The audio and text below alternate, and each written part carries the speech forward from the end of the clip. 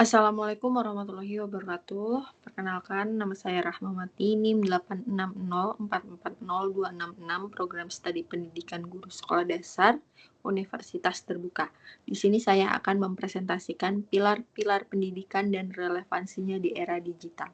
Di sini saya akan membahas yang pertama makna pilar dalam pendidikan, yang kedua prinsip Ki Hajar Dewantara, yang ketiga relevansi dan tantangan di era digital, dan yang keempat refleksi menjawab persoalan pendidikan nasional.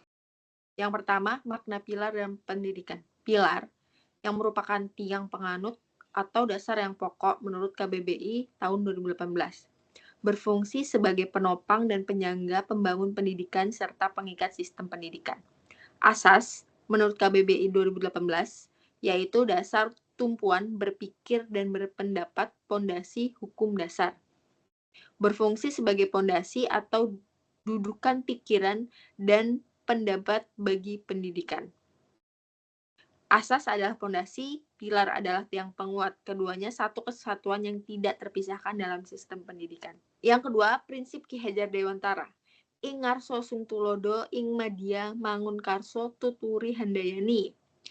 Ing ngarso sung tulodo yang berarti di depan memberi teladan. Mempunyai makna, pendidik menjadi model di hadapan anak didiknya agar mereka bisa menemukan figur yang layak dan patut dicontoh dalam bersikap dan berperilaku. Ing madya mangun karso, yang artinya di tengah memberi semangat. Yang mempunyai makna, pendidik menjadi pendukung dan pemberi semangat di tengah-tengah anak didiknya agar mereka percaya diri dan bersemangat. Tuturi handayani, yang artinya di belakang memberi dorongan. Mempunyai makna, pendidik selalu memberi dorongan dari belakang kepada anak didiknya agar mereka dapat belajar secara mandiri. Yang ketiga, relevansi dan tantangan di era digital. Tantangannya yang pertama yaitu pembelajaran daring mengurangi interaksi tatap muka yang esensial. Literasi digital peserta didik belum merata. Karakter dan motivasi siswa sulit dijaga lewat layar. Hoax dan informasi tidak valid mudah diakses siswa. Relevansi prinsip Ki Hajar Dewantara, Ing ngarso, guru teladan, literasi digital dan etika berinternet. Ing madya, menjaga semangat belajar siswa saat daring. Tutwuri, mendorong kemandirian dan berpikir kritis. Teknologi adalah alat bantu, bukan pengganti peran guru. Menurut Boroswati dan Arung, teknologi sehebat apapun tidak akan pernah dapat menggantikan situasi dan kondisi pembelajaran tatap muka.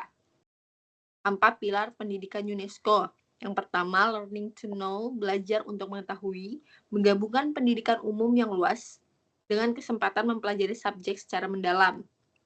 Yang kedua, learning to do, belajar untuk berbuat, belajar berkarya dalam segala situasi, mengembangkan kompetensi dan kecakapan hidup. Yang ketiga, learning to live together, belajar hidup bersama, menghormati pluralisme, memahami sejarah dan nilai budaya orang lain, hidup berdampingan. Learning to be, belajar menjadi diri sendiri, mengembangkan kepribadian, otonomi, penilaian independen, dan tanggung jawab pribadi. Refleksi. Bagaimana pilar pendidikan menjawab persoalan pendidikan nasional? Yang pertama, di era digital, prinsip Tutwuri Handayani mendorong kemandirian belajar siswa agar tidak mudah tersesat di tengah banjir informasi. Yang kedua, prinsip Ing ngarso sung tulodo menuntut guru menjadi teladan literasi digital, mengajarkan etika bermedia dan berpikir kritis. Yang ketiga, keempat pilar UNESCO, learning to know, do, live together, be, adalah jawaban abadi atas kebutuhan pendidikan abad ke-21. Keempat, persoalan pendidikan nasional hanya dapat diselesaikan jika pilar pendidikan dihidupi oleh semua elemen, guru, orang tua, pemerintah, dan masyarakat. Kesimpulan, pilar pendidikan bukan sekedar konsep teoritis, ia adalah komitmen nyata yang harus dihidupi oleh setiap elemen pendidikan. Di era digital, prinsip Ki Hajar Dewantara tetap relevan dan justru semakin dibutuhkan untuk membentuk peserta didik yang berkarakter, mandiri, dan mampu hidup berdampingan, bukan hanya melek teknologi. Referensi yang saya gunakan pada presentasi ini adalah buku Filsafat Ilmu Universitas Terbuka. Sekian presentasi dari saya. Kurang dan lebihnya saya mohon maaf. Wassalamualaikum warahmatullahi wabarakatuh.